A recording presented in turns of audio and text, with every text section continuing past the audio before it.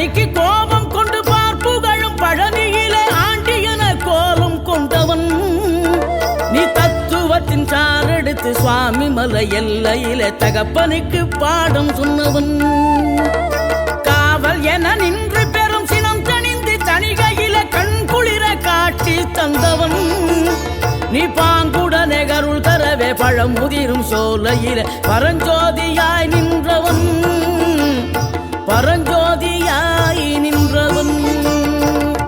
ஆறுபடை வீடும் அருள் வழங்கும் முருகா